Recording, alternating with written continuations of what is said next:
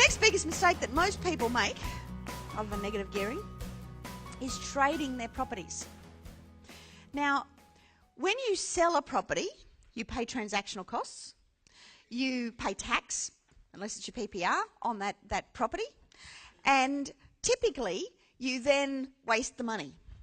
And it goes on cars, and had to update that car and trip and whatever else that reduces in value. To get into another property, if you do roll the money over and put it into a new property, you've got transactional costs again and whatever else.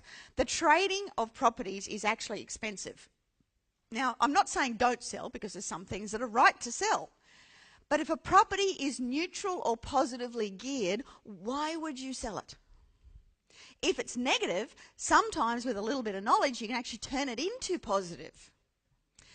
So I really want to hit this home by telling you a story about one of my students called Fred. Now, Fred's an older guy. He lives in Newcastle now, but he used to live in Sydney.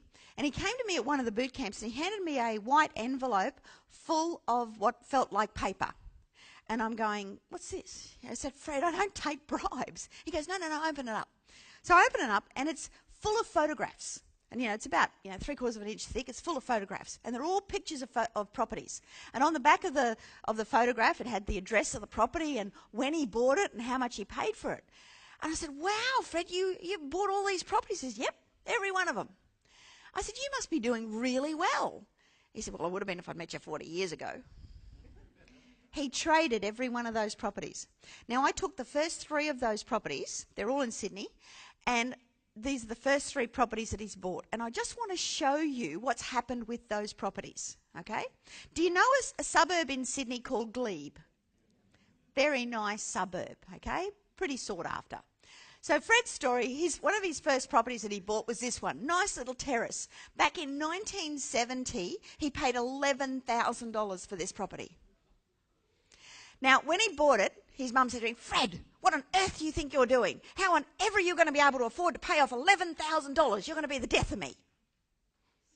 Well, when he sold it a year later for $12,000 and made $1,000 profit, his mum said to him, oh, Fred, you're the smartest boy that I know. I'm so proud of you. So for 40 years, he went on making his mum proud and trading his properties. I tracked those first 3 photographs. And it was sold again in 2001 for $475,000. It was sold again in 2004 for $780,000. When I did this slide in 2010, it was about $900,000 in value. Today, it's worth well over $1 million. Now, people get so hung up on paying off their loans. And I've got a theory about that, and I'll show you in a minute. But had Fred been able to keep this property and keep it neutrally geared, just looking after its own expenses, so its own rates as insurance and the interest on an interest-only basis on the property and management fees, whatever the property actually cost him, okay?